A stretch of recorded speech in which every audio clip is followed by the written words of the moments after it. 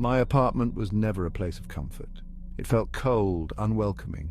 I always felt a presence, something unseen watching me. It started subtly, a flicker of shadow, a feeling of being watched. But soon it escalated, and the mimic, as I came to call it, began to reveal itself. The mimic was more than just a presence. It was an entity that thrived on mimicking sounds, voices, and even the emotions of those who lived within the apartment walls. It was as if it fed off our fear, growing stronger with every unsettling event. One of the first occurrences was the sound of footsteps. Heavy, deliberate steps echoed in the hallway outside my bedroom door. Each thud sent shivers down my spine. When I gathered the courage to open the door, I was met with an empty hallway, the silence amplifying my fear. I tried to rationalize these events. Perhaps it was just the old buildings settling or my imagination running wild, but deep down, a part of me knew that something was deeply wrong. This was not a place of peace, but a breeding ground for something sinister. The mimic's most unsettling trick was its ability to replicate voices, voices of loved ones, familiar and dear. It began with my husband. I'd hear him call my name from the other room, his voice clear as day, but upon investigation, he would be nowhere near the apartment. My dog, too, seemed to sense these phantom noises. His ears would perk up at the sound of a voice, his body tense with unease. He would whine and pace, his usually cheerful demeanor replaced with a palpable anxiety. It was as if he too could hear the mimicry, but unlike me, recognized its sinister nature. These occurrences became increasingly frequent, the voices growing clearer, the mimicry becoming more precise. It was as if the entity was learning, refining its ability to unsettle me. Each time a chill would run down my spine, a creeping sense of dread washing over me. The line between reality and the mimic's fabrications began to blur. I started to doubt my own senses, questioning if what I heard was real or just another cruel trick of the entity that shared my home. The most disturbing incident occurred shortly after my mother underwent major surgery. I was home alone, my anxiety already heightened due to my concern for her well-being. The phone rang and I rushed to answer it, hoping for good news. But instead of the hospital, I heard my mother's voice, weak and strained. "Help me," she whispered, her voice thick with pain and fear. "Please help me."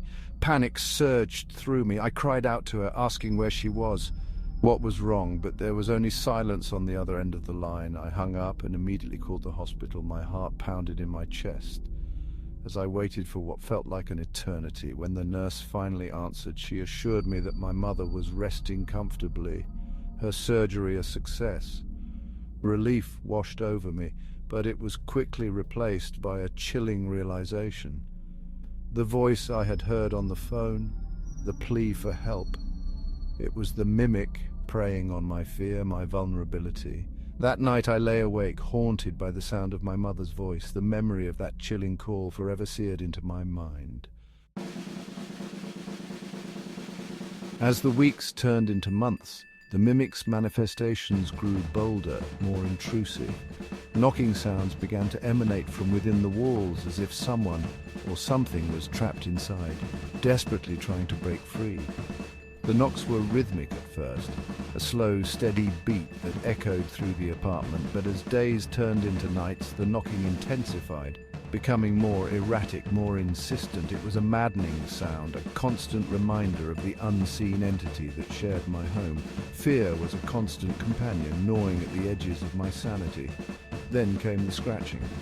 It started softly, a faint scraping sound coming from the back of my bedroom closet. At first I dismissed it as mice, but the sound grew louder, more persistent. It was as if claws were raking against the inside of the closet door, desperate to break through. One night I couldn't take it any longer.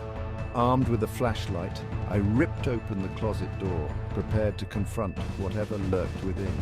But as the light flooded the small space, there was nothing there. The scratching stopped abruptly, replaced by an eerie silence that was somehow more unnerving than the sound itself.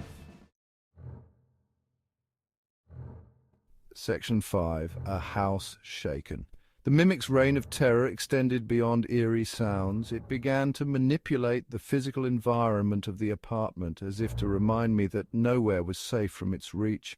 Objects would move inexplicably, their positions shifted while my back was turned. Doors would slam shut with no draft to explain their sudden movement. One evening, as I sat reading in the living room, the entire apartment began to vibrate. It started subtly, a gentle tremor that I mistook for a passing truck, but the vibrations grew in intensity, shaking the furniture, rattling the windows in their frames. It felt like an earthquake, but one that seemed localized solely to my apartment. Terror gripped me. I huddled on the floor, my body trembling uncontrollably as the apartment shook around me. The experience lasted for what felt like an eternity, but was probably no more than a few minutes. Then, as abruptly as it began, the shaking stopped. I was left in stunned silence, my heart pounding in my chest, my body still thrumming with the echo of the vibrations. The apartment was eerily still, as if nothing had happened. But I knew better. The mimic had made its presence known, and there was no escaping its terrifying power. Section 6. Whispers of the Past. Desperate for answers, for any explanation for the horrors that plagued my home, I sought out my neighbors. Surely someone else had experienced the unsettling events that unfolded within the building's walls. At first, I was met with dismissive shrugs and skeptical looks, but then I spoke to Mrs. Henderson, an elderly woman who had lived in the building for decades. Her eyes, clouded with age, held a flicker of recognition as I recounted my experiences. She told me stories of the building's past, of an old man who had died within its walls, his spirit rumored to linger on. "He's still here," she whispered, her voice raspy with age, "trapped just like you." She spoke of strange noises, of shadowy figures, glimpsed in the dead of night. Her words, though unsettling, offered a sliver of validation, a confirmation that I was not imagining the horrors that unfolded around me. Mrs. Henderson also mentioned something about the attic, a place where tenants were forbidden to go. She spoke of strange noises coming from above, of lights flickering in the attic window late at night. Her words sparked a chilling thought in my mind. Was the mimic not confined to my apartment, but lurking within the very structure of the building itself? Section 7. The Hand in the Dark. One evening, as I tucked my young daughter into bed, she suddenly sat upright, her eyes wide with terror. "Mommy," she whispered, her voice trembling, "there's someone in the closet." My heart skipped a beat.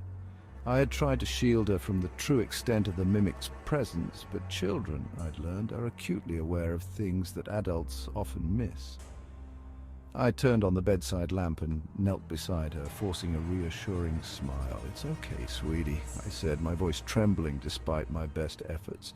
"It's just your imagination." But even as I spoke the words, I felt a chill run down my spine. I too sensed a presence in the room, a darkness that seemed to cling to the shadows. Then, as if to confirm my worst fears, a hand emerged from the darkness of the closet. It was skeletal, its fingers long and bony. The skin stretched taut over the bones. It reached out, its fingers twitching as if beckoning us closer. A scream caught in my throat. I grabbed my daughter's hand, yanking her out of bed and into my arms. We fled the room, her cries of terror echoing in the hallway as we ran for our lives.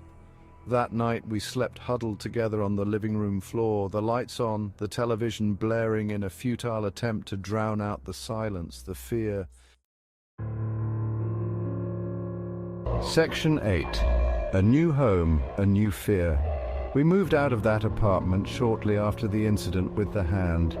I couldn't bear to spend another night within those walls, couldn't stomach the thought of my daughter growing up in the shadow of such darkness.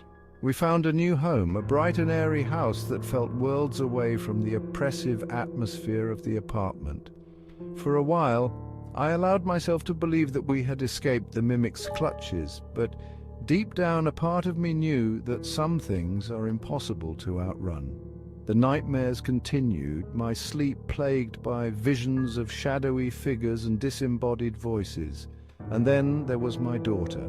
She had always been a happy, carefree child, but since our move she had become withdrawn, her laughter replaced by an unsettling silence. She would often stare intently at empty corners, her eyes wide with an unspoken fear.